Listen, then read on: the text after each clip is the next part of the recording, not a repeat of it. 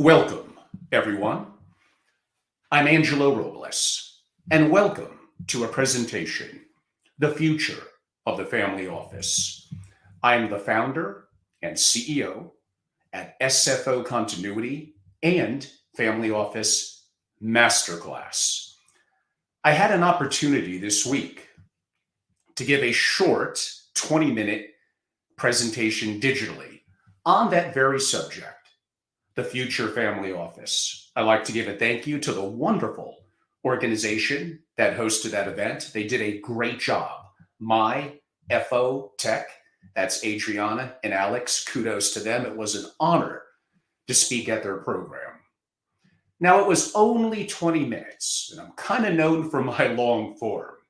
So I felt I had to leave a fair amount on the table, and that led me to be motivated to effectively do this video with a PowerPoint, sometimes rare for me, or showcasing it more.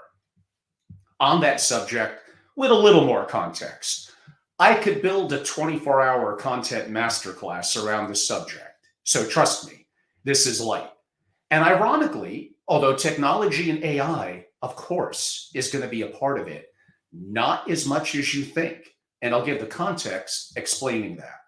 This will also be a little bit unique because I've had multiple requests and inquiries relative to what I'm doing at my extremely exclusive private club dedicated to families and single family offices. And I don't talk about that as much. That's SFO for single family office, continuity. And currently, at least as I'm shooting this video and sharing it with some, we're currently in founder charter member status, looking for a certain number of members, and we're making very good progress. And that will really give us the opportunity. So this will showcase a little bit of the value received from benefits, but also simply independently, no matter who you are, I hope, and I'm sure, provide value. Again, by Angelo standards, in about 1 hour, this is relatively short. But I do want to provide context, and hopefully you can see the value in terms of what I'm doing. So I like to begin when I think of the future of the family office, really understanding a little bit about philosophy, about history, because I do think that is important. What do I mean by that? I like to ask the question, are you a historian or a revolutionary? The reality is, with no offense, the majority of people are kind of neither. But you don't want to be the majority of people. You want to have a sense of ethos and direction, a focus on culture, and understanding history, I think, is very, very important.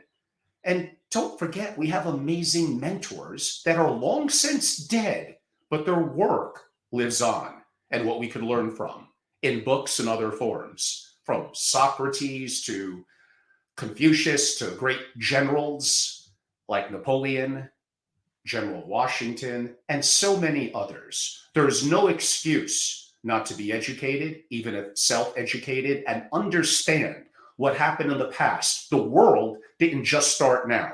So understanding history, I think, is important. But I think you have to have some revolutionary in you. I define that as kind of someone who sees around the corners and could thoughtfully help to predict with them and those around them, perhaps opportunities as well as challenges. I do like to give the example. I'll lose a little bit of my international audience for about 35 seconds. Bill Belichick is a great coach in American football, the NFL. Actually, he literally is, for some of his training, and his parents, I believe, as well, a historian. He's wickedly smart. I don't know if he's a revolutionary. He might be. Again, no offense. He might be the greatest coach ever in the NFL. I think for many of you, you would benefit from being 70% historian and respectful of that, and 30% a revolutionary.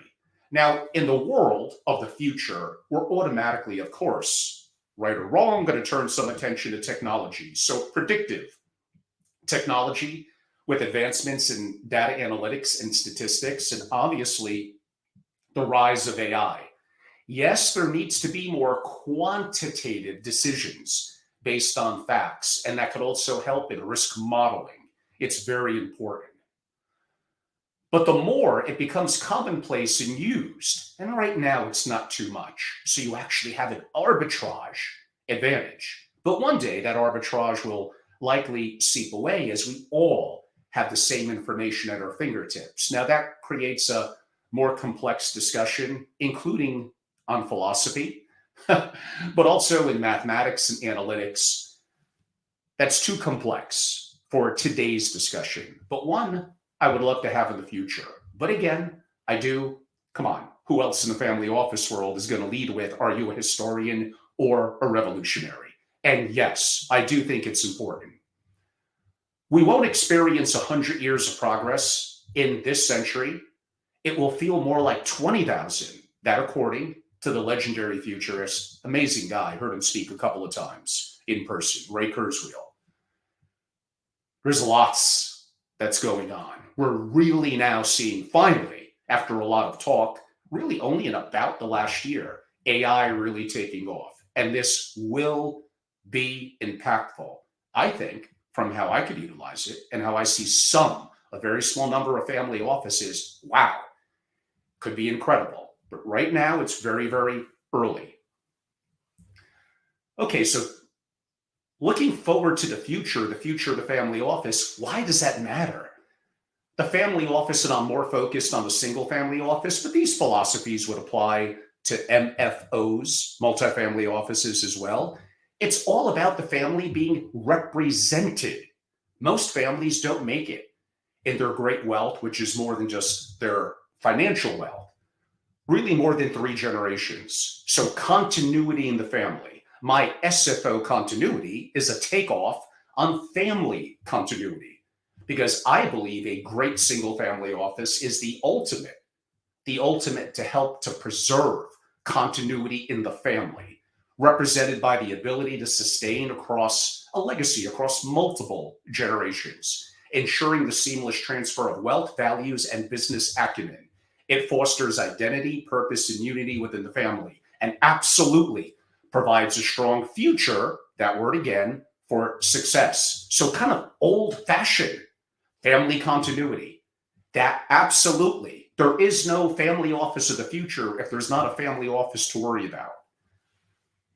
I'm a big believer in preparing the descendants. Now, that could include everyone in the family, but especially the rising generation. I know at the end of the day, only the outcome matters. So therefore, it is easier to protect without necessarily explaining.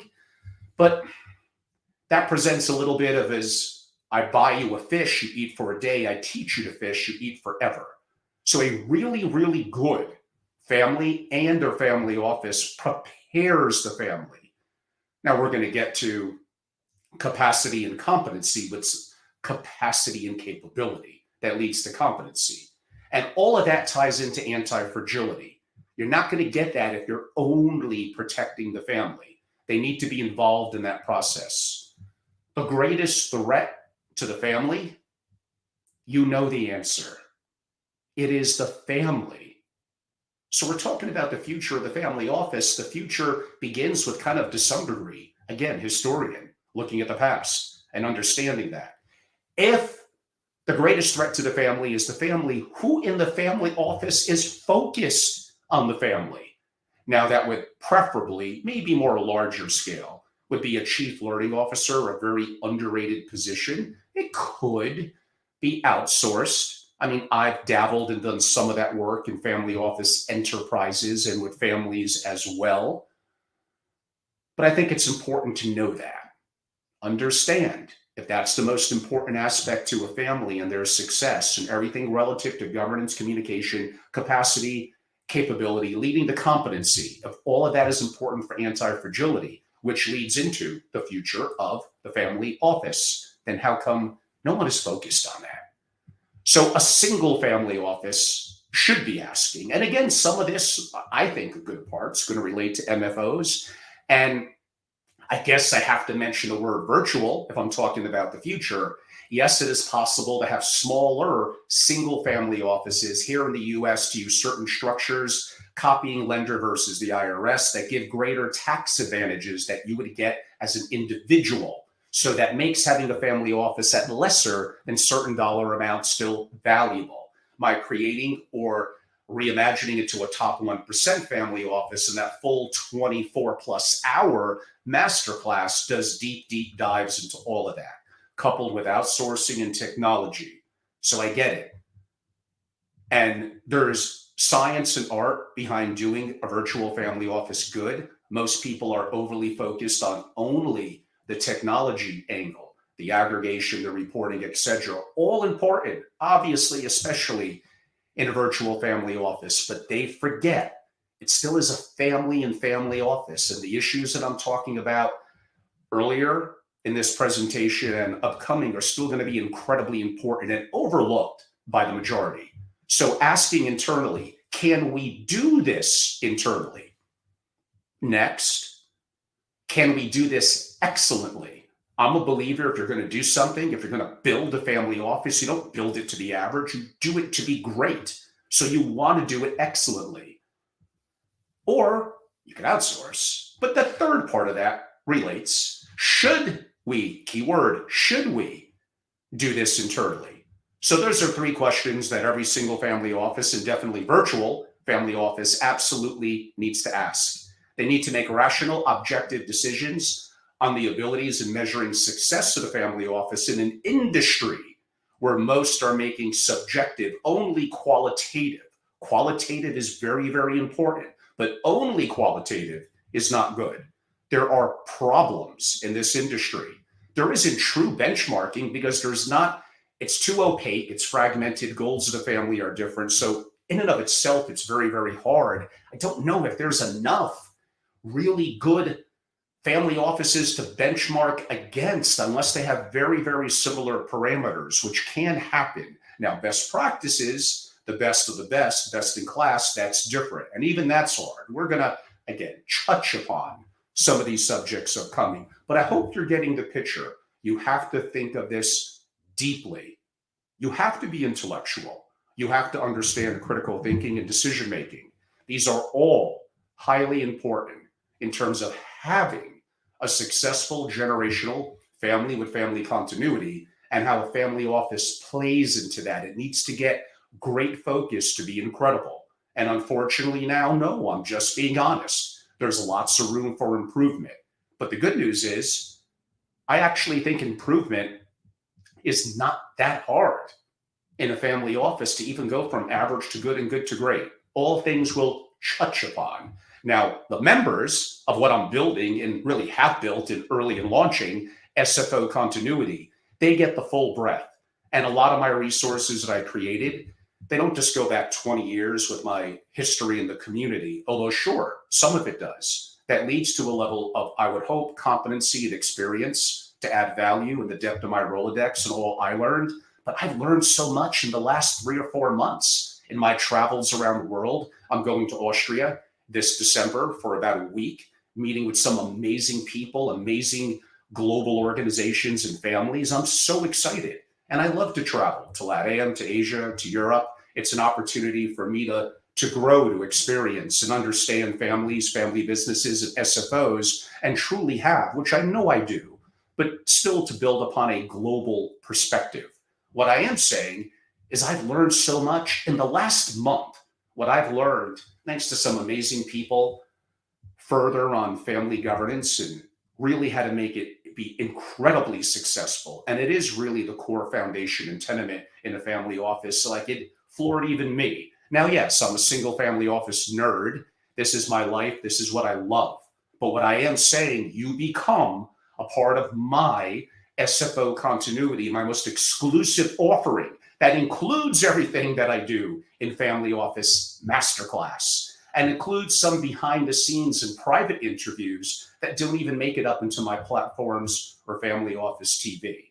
And I didn't really announce 2 new projects that I'm doing inside SFO continuity. My Family Office Playbook, which is over 30 pages of bullet points and checklists sequentially. There's nothing else like it. I'm so excited. And the work I'm doing on threat surface assessment and stress testing with very special people of my team, wow, I may go into a little bit of that just to give a little bit of a teaser a little bit later on in this presentation. But what I'm basically saying is there's no intellectual resource comparative to what I've built in SFO continuity. There may be more glitzy, hosting larger events, spending more money, doing things like that. And I think in-person events have value. And there is some value in more intimate private gatherings, soirees, roundtables, here and there. They're valuable. I love them. I've done over 400 of them in my career as being founder and longtime CEO until I sold my interest earlier this year in 2023 in Family Office Association. But you could get that elsewhere. Maybe not as good as I could do it, of course, at my peak. But that's not where a lot of the real value is, unless you really are good at structuring, which we will be, very intimate peer-to-peer. But I don't mean to get off track. The three most significant drivers to a successful family office are by far not just people, don't just say people, the right people. Nothing's even close to that. The future of the family office, again, there is no future, no matter what your technology is, if you don't have the right people or the people aren't willing to be more competent, put their blind spots aside, move ego aside, and get better, which they could, but they're going to have to want to. What I would call systems, adaptive systems, that includes processes, policy and procedure, internal controls. We'll touch upon some of those things earlier. And yes, technology does make it into the top three. It might even one day be number two. And who knows, in 50 years, probably sooner, might even be number one as it gains singularity. Now we'll catch up a little bit on some of those AI issues, but only a little bit coming up. But for now, there is no doubt if you get the right people, all is going to be kind of okay. We'll get into some more elements of that. That's another subject with the deepest thinkers of how to get the best out of people, with compensation, with hiring in a family office, that again, access to my Rolodex and proprietary content that my members of SFO Continuity will receive. And don't get me wrong, I think there are some wonderful organizations that are part of the membership community. They're not just generic events. They're providing real intellectual content. I do have respect for what Sarah Hamilton has built at Fox, Family Office Exchange, kudos. And Peter, who's running it now, is a wonderful gentleman who I've known for many years. We're different. I'm going to be more intimate, more laser focused on really only the single family office. And I'm a little crazy. I'm a revolutionary, or at least a good part in me.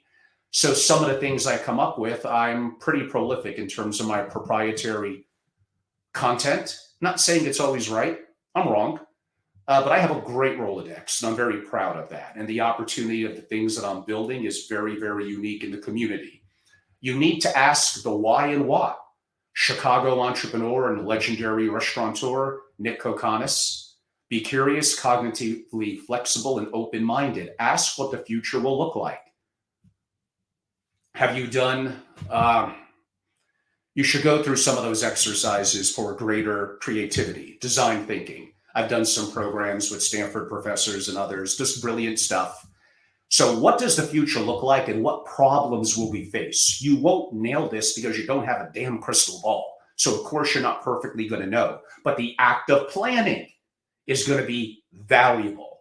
And there are mentoring and structures to help you think more creatively from this perspective, even within the exciting world of the single family office. So the paths that lead to new ideas in the family office community, they tend to look unpromising. If they look promising, and other people have already thought of it and explored them. There's lots of smart people out there. We've been around for a long time. So you got to be bold. So I did a beta masterclass this summer, a couple of months back, and we went over some let's think of some crazy ideas. This is kind of how revolutionaries think, even when they're not a revolutionary. I try to get a little bit of that in them. So some things are like, can AI replace the family office CEO? Forget about 50 years right now. If all the CEO does is quantitative. And I know we don't do that enough in ESFO, but if that's all they did, then how could they necessarily make better decisions on that than machines, even as they stand now? So qualitative is still very, very, very important. So the answer is no, it cannot be replaced now, but don't think that's such a silly question. And the dynamics of it are changing, which is why it was an interesting idea that person brought up. And I actually did a little family office TV solo on that maybe 2 or 3 months ago. Should some SFOs go public? What are you, crazy? That's what I told them. And let's put it on the floor and take it apart. It was interesting. And a big fan of Elon. How about families and family offices in space and Mars? Now, again, I know these are silly. I get it. But this is how you become more creative. This is how you get to see around corners. And all this sort of planning, if it's properly memorialized and you have the right people in the room, helps you think and correlate it to problems you may currently have. I'm a big believer.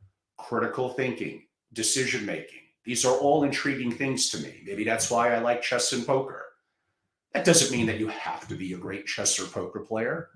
I could even argue sometimes if you're overly analytical, overly, and never relying on gut, you always tend to look at the negative of things. And sometimes that could get scary and freeze you and cause you to have inaction.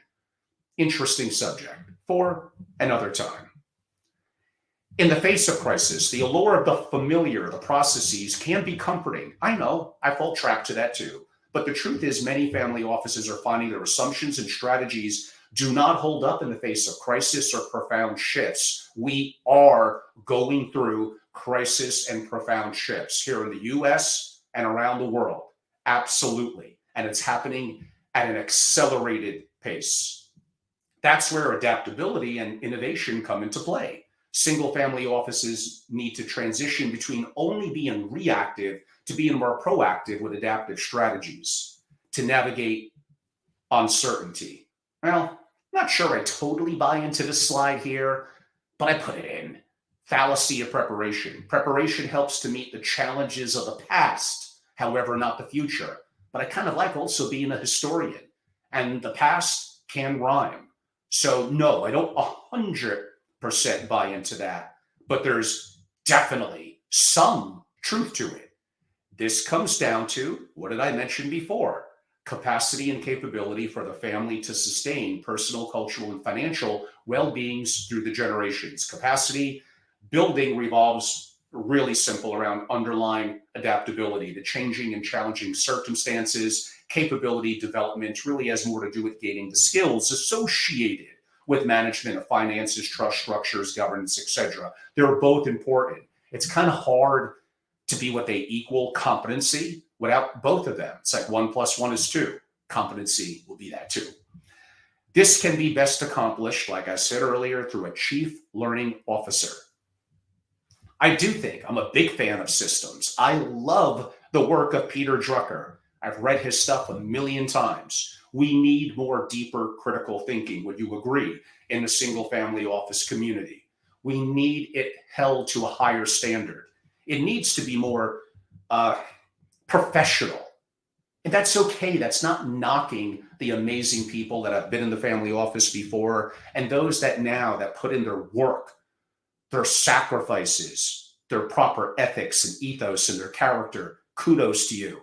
Kudos. All I'm saying is, would we agree as an industry that we need to be better? Don't rest on our laurels. Let's look to get better. And I think the opportunity is very much there. So understanding these things like processes and workflows, embracing a more proactive mindset. And this, I mentioned design thinking before and stress testing ideas. By scrutinizing the processes and workflows, families and our family offices can craft models that are not just responsive, but visionary. That relates. That's why I started with historian or revolutionary, kind of because they're both important. So I think part of processes, this is pretty simple. Probably learned this in business school. Can you answer pretty much what I have in yellow here? What problems in the family office are you solving? 2, how are you going to go about solving those problems? Now you flesh out solutions, gather requirements, identify deliverables. and project scope. The next question, what is your plan to get the project done? Now, managing the project, and that's where technology with project management tools come into play. How can you possibly, you know, to get better, you also need to measure, so more quantitative. You need to have a set of processes, and there has to be some level of oversight by managerial, C-level executive, CEO, and to some degree, depending on the family's engagement, that kind of need to see what the hell is going on in some of the progress. Do not mind that kind of scrutiny. It opens up more transparency and accountability, and that's good. And again, yes, I know these are the things that I teach, that I coach, that I mentor, and I provide resources in. That's why I want you to join. Of course, I'm passionate. Well, I'm half Italian and half Latino. By nature, I'm going to be passionate. Of course, I'm passionate about what I do. I live and breathe this community. I've been in it for decades. I love the single family office. I love to research this stuff all the time.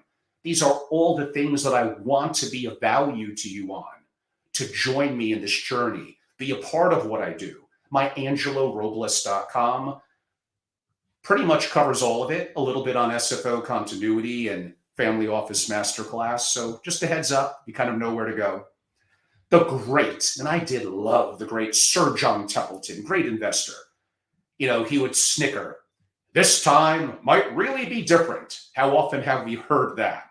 But importantly, Templeton did say that, about 20% of the time, it might really be different. Could I argue now with tech and AI advancements that might even be greater? The world is changing. Don't just assume what you learned in your experiences are going to hold up necessarily in the future. Now we're putting on that revolutionary hat.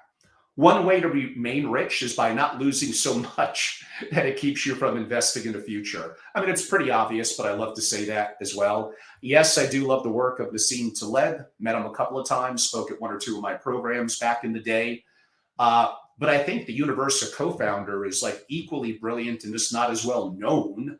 Mark Spitznagel, understanding some core mathematical principles I think would be helpful, like central outcomes, Fuller distribution outcomes, and the Brownian distributions. After all, one major way to make money is by not losing so much that it keeps you from investing. Spitznagel's approach is always, always, always be protecting against big losses. Remember, if they have a family office, the family is rich. Do they probably want to get richer? Sure. Should they, over time, be concerned about purchasing power being eroded? Yes, these are concerns. But there are times you have to look at the big geopolitical and macro picture, economic picture, and say, ooh, these are hard times right now. Let me not try to be so cute and smart. We're already rich. Let me hedge to make sure, let me mitigate risk. So I think the work of Spitznagel and others like him is really incredible. His books are great. Again, even if you're not able to meet him, be a historian, read up, learn. These are the things that I push my relationships to. A book list.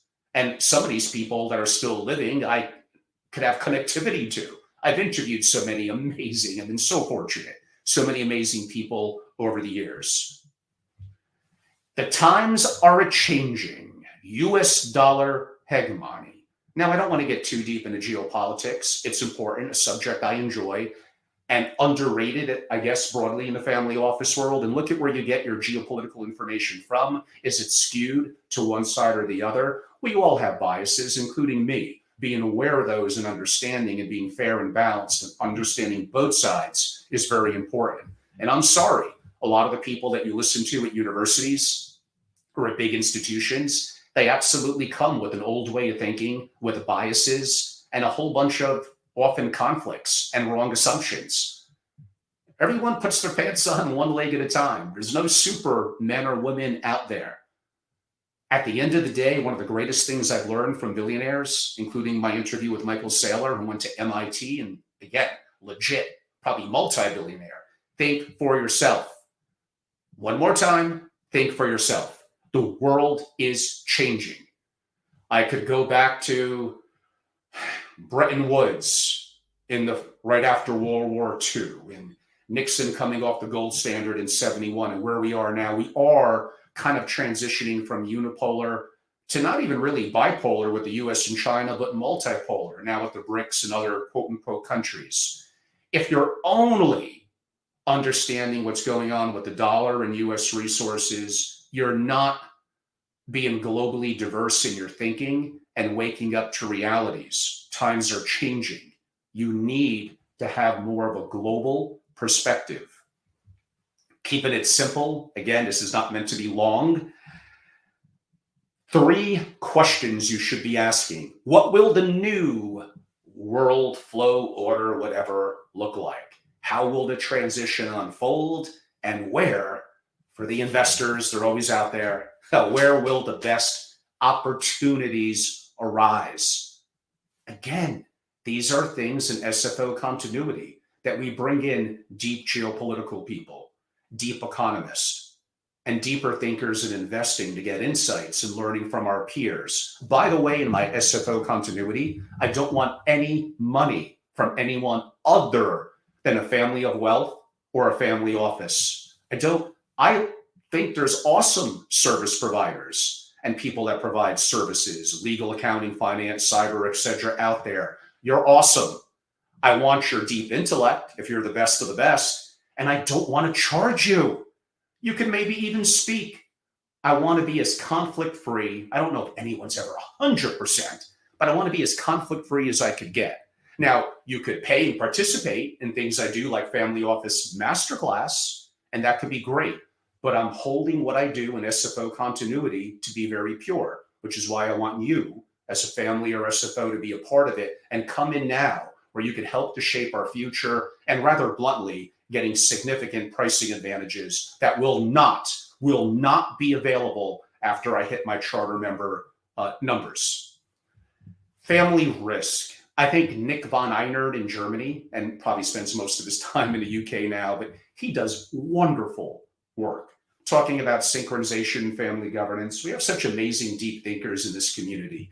Jay Hughes, Christian Stewart, Dennis Jaffe, Jim Grumman, Nick von Einert. There's so many others. I appreciate all of you, especially on the family dynamics and family governance side. Nick's a little unique being a family principal and having a financial background, and I completely agree with him. Family risk can often be nonlinear, a combination of financial, operational, and behavioral. Financial and operational, there's more metrics and quantitative sources and technology to help. The behavioral one is the challenging one, the family one. All of these are important to a future, quote unquote, family office. I'm going to kind of skip over a little bit of 1 or 2 of the slides on governance. I'm not so sure that it's not the most important thing for a family. I don't know if I could do it justice in 2 or 3 minutes, and I hinted at it.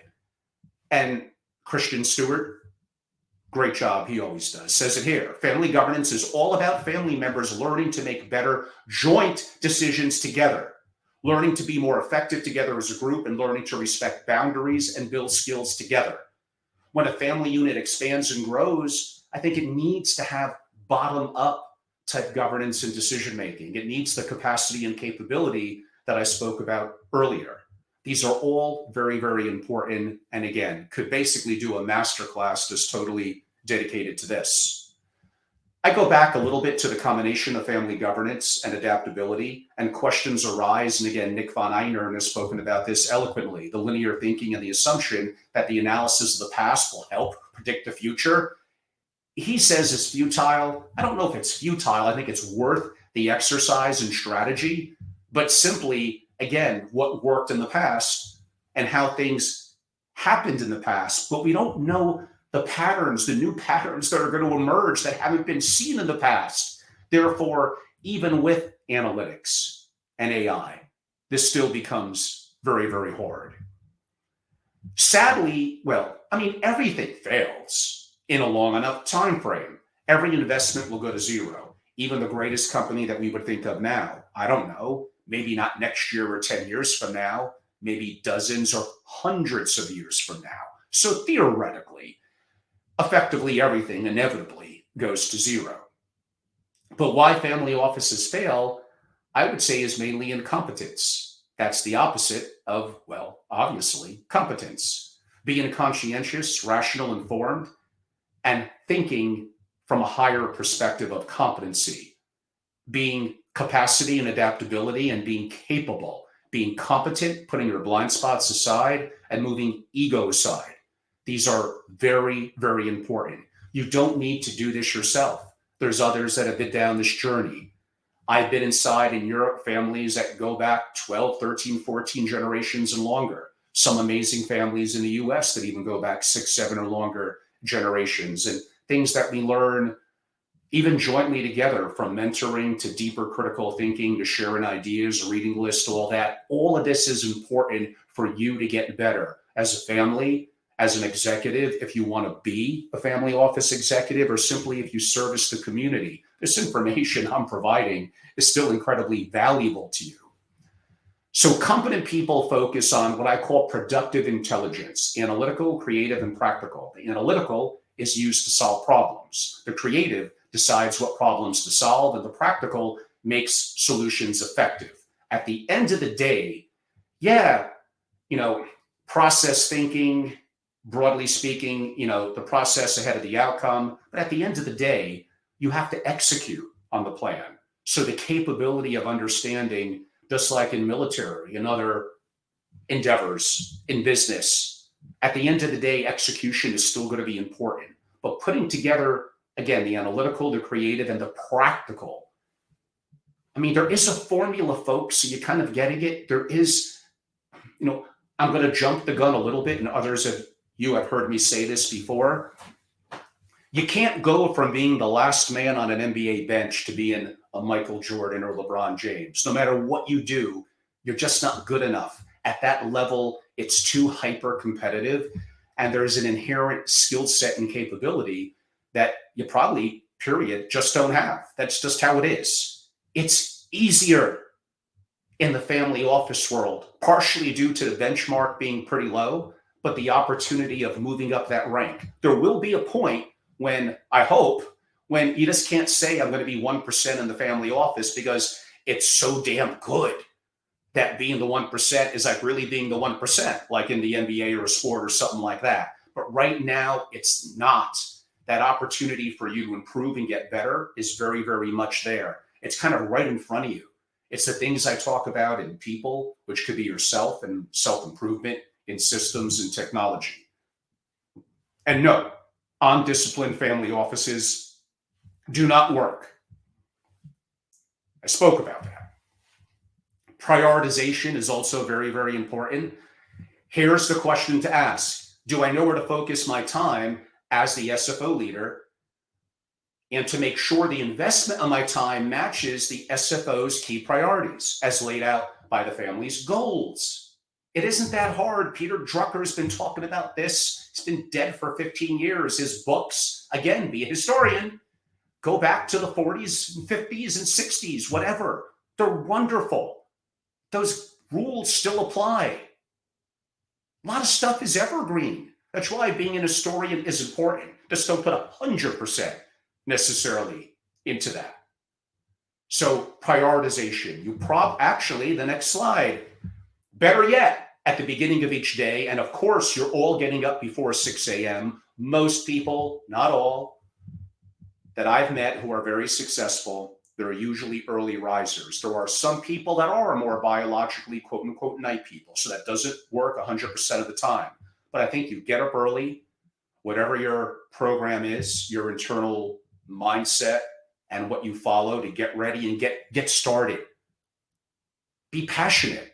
And you do need to reprioritize, I think. You'll be 10x more effective if you reprioritize every day.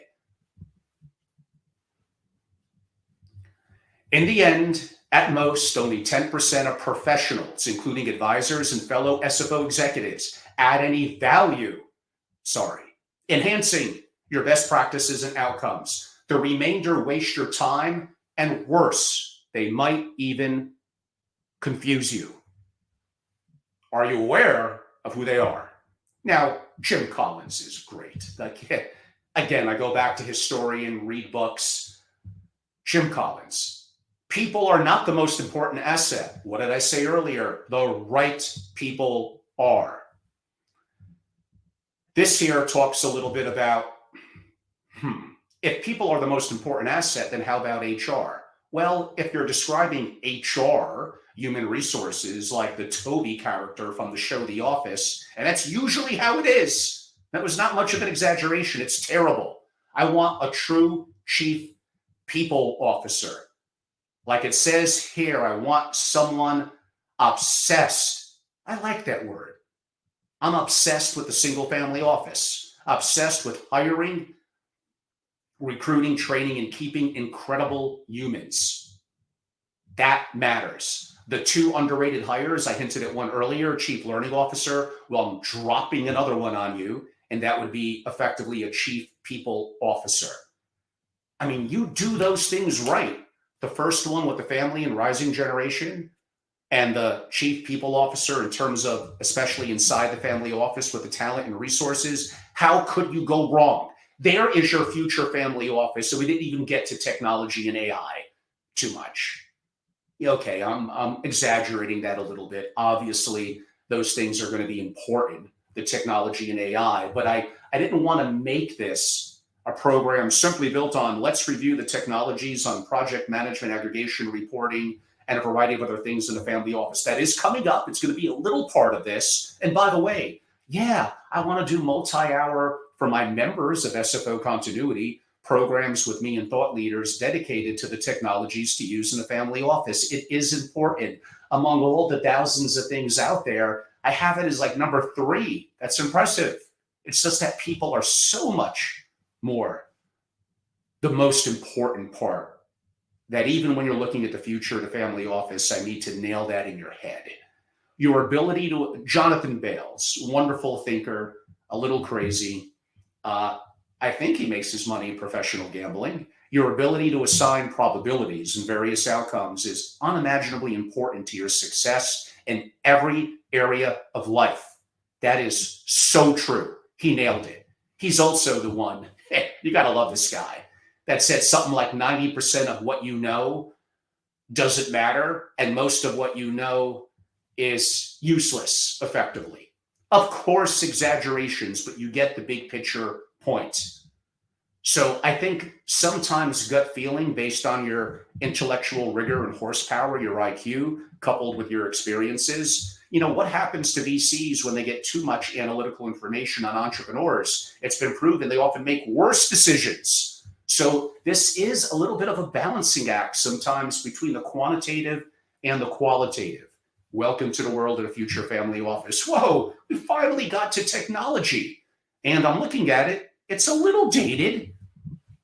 I'm telling you, been in the industry for decades. Just in the last couple of weeks, I've learned so much about governance that I could already have written a book on, but now I just have it so much better, and with technology as well. So at least for my members of SFO Continuity, they'll get the updated variation of this. But yeah, I'm looking at some of the companies here, Sage Intact, and they have a lot of competitors now. That has changed.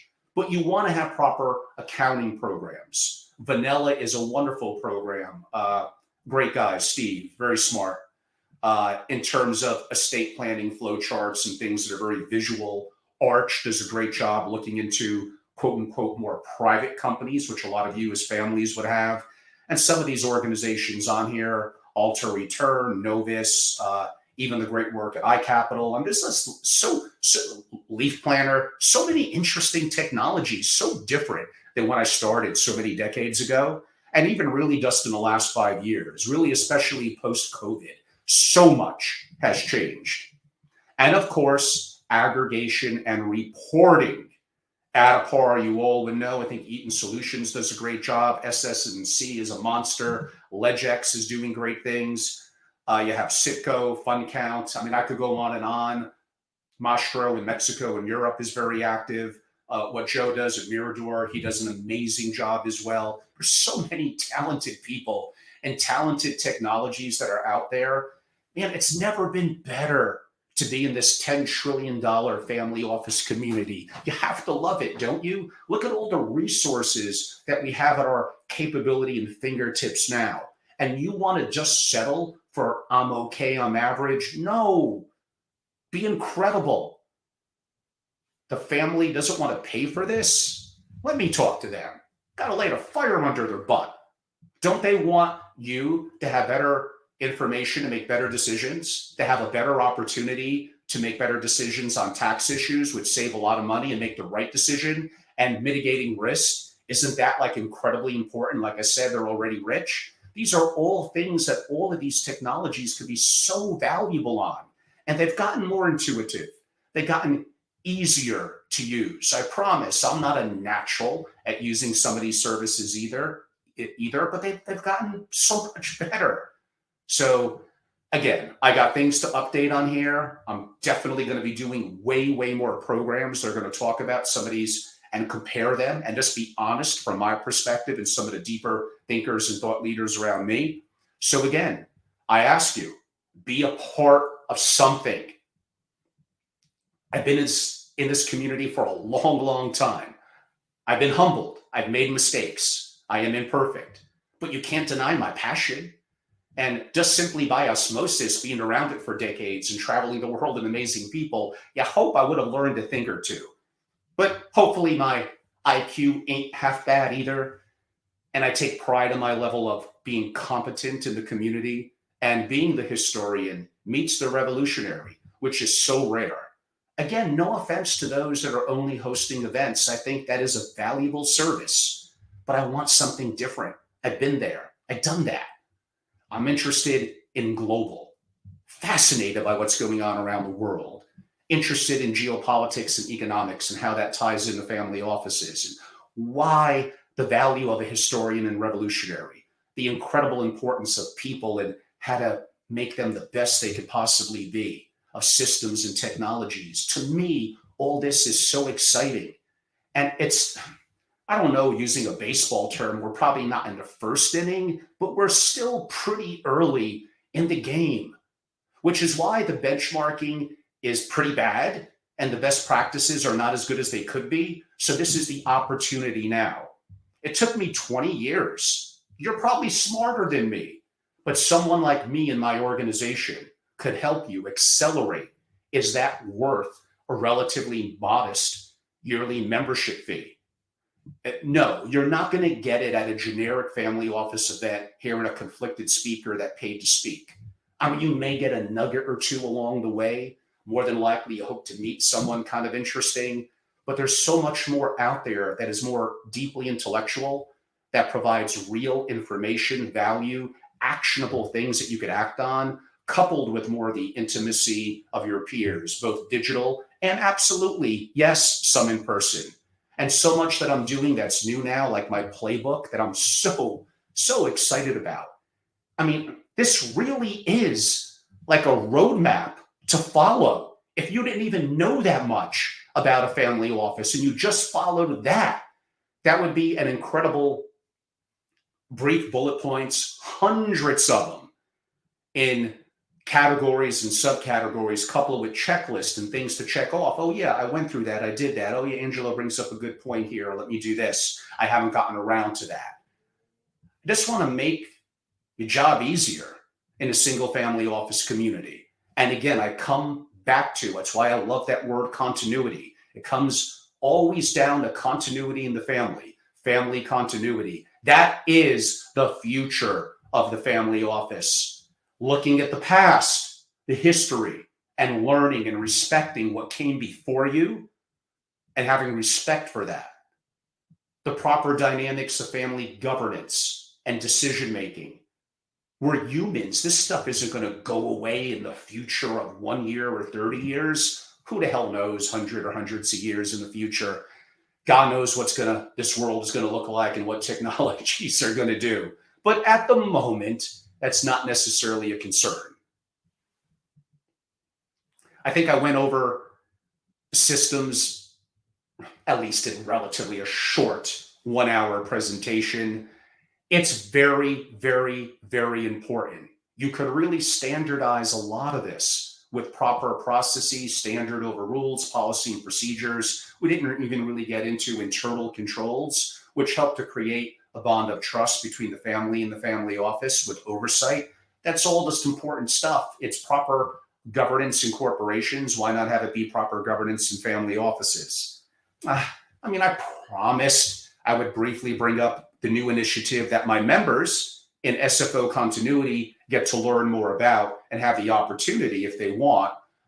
There is a consultative relationship to it, but it'll be heavily valued and discounted. This is a scary world.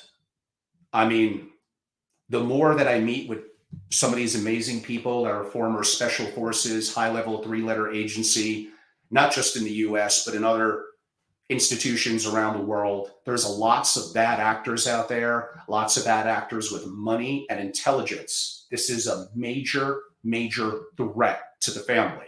In the military, kind of called a threat surface assessment. I've always been big on tabletop exercises and stress testing. What if? What if the principal dies today? What if this happens? What happens with the estate? How does the family office work out?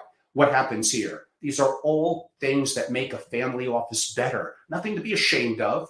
Let's work together and build greatness in the family and the family office. But I'm telling you, you got to imagine the unimaginable sometimes.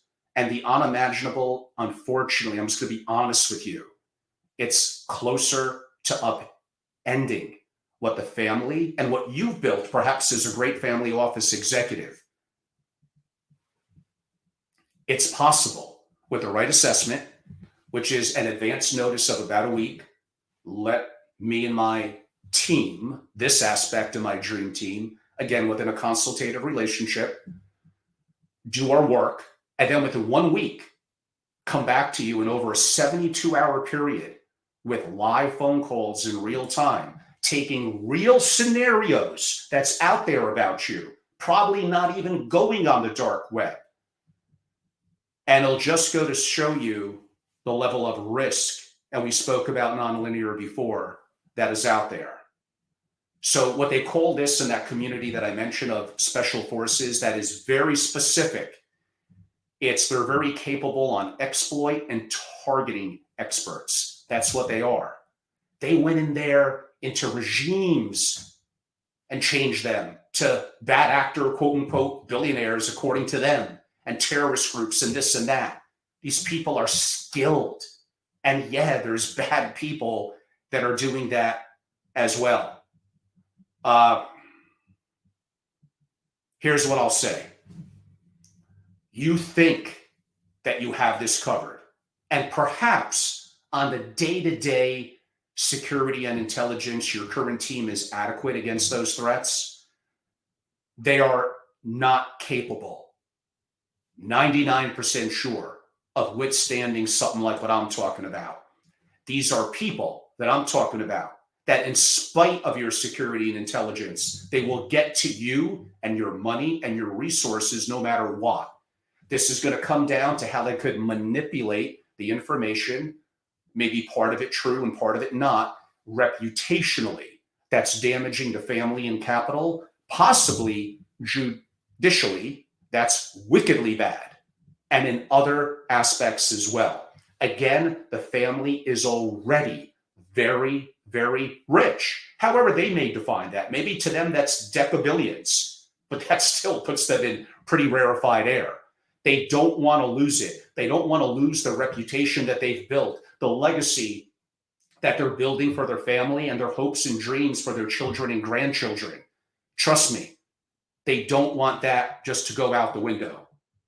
So I promised I would keep it under an hour. This is so rare for me. My God, somehow I did. So the presentation I gave was at the MyFO Tech Virtual Family Office Conference, Tech and Ops. Again, shout out to Adriana and Alex. Look them up online. Their program is awesome. It was incredible this year. I'm sure they're going to do others. Subscribe, whatever you have to do. Reach out to me if you want. I'm happy to make an intro. So that was only 20 minutes. This was about 50 or so minutes. Family Office of the Future, the evolution of risk, systems, and talent. You all know how to reach me. at angelorobles.com. And obviously, email is angelo at angelorobles.com. And again, many of you are familiar with my videos and my free information at Family Office TV. Look me up on LinkedIn. Go and subscribe to both of my YouTube platforms. One's much bigger, one's newer. Family Office TV, the newer one, at Family Office, the older one. And I'm so happy to do that and to give back.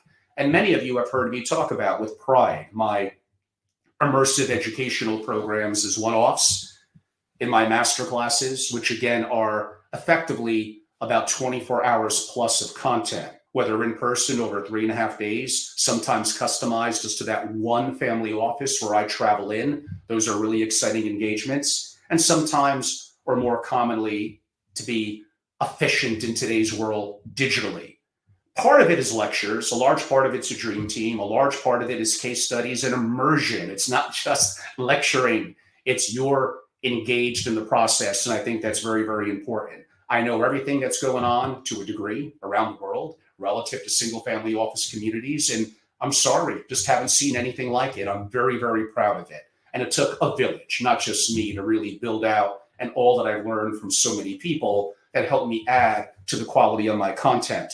But I repeat, that is all included for those that qualify as a family or a family office to join my membership club of SFO continuity. Then you get that. So I've been in it a long time. I'm very proud of most of what I've done. Some things, of course, we have regrets and I would do differently. Of course, I learned. But the opportunity to be a part of something truly special, to be to be a charter member, that's a one-time opportunity for a relatively reasonable price to get the quality of content. And then what I just added with Threat Surface, at least that opportunity, coupled with my family office playbook, and I'll do something in a week or two that may showcase or outline that a little more with my master classes on creating or readapting into a top 1% family office, sovereign risk and disaster preparedness in family offices and AI, and starting to do some early work on considerations of converting your SFO to an MFO, and definitely more technology-centric content and master classes that are really going to be a special opportunity for my members who join, who participate, who believe in, and want to be part of something at SFO continuity. Whether you're a family member, as a creator, inheritor, doesn't matter. Family continuity, I'm going to be of great help to you. You're a current SFO executive, no question. It's my lifeblood. I get it. You're a wannabe executive. Well, it's an opaque industry. You probably don't know that much. At least my master classes for sure can help you in that arena. And those that service the community. No, I don't want your money at SFO continuity. There may be some engagement possibilities at Family Office Masterclass. We could see, you can reach out, always open. But if your quality of your content and resources is so good, I want to know about it. And something that I could share and not need any money from you. I want my compensation on my membership group to be exclusively from the families. And that's what matters to me. So those of you that are watching this, and I'm sharing it more targeted to a family or a family office, I hope you can hear my passion, my love. Many of you know I've been in the industry forever. And my competency. Me being a combination, right or wrong, historian and revolutionary, and being a creative thinker in a community that tends to be a little bit too vanilla, a little bit too down the middle, and no one's really speaking their mind. So hopefully you find me somewhat engaging, and more importantly, forget likability and all that. Could I be of value to you? Is it going to be worth, to some degree, the time? It's probably more important than the cost, because the cost really isn't that much for the opportunity that you're going to get out of it. And some of the people, both digitally and yes, there is some in person that you could have an opportunity to engage with. I like things that are small. I like them intimate. I like to get to know you and your family and provide real value. I don't want to walk into a conference room with 100 or 200 people.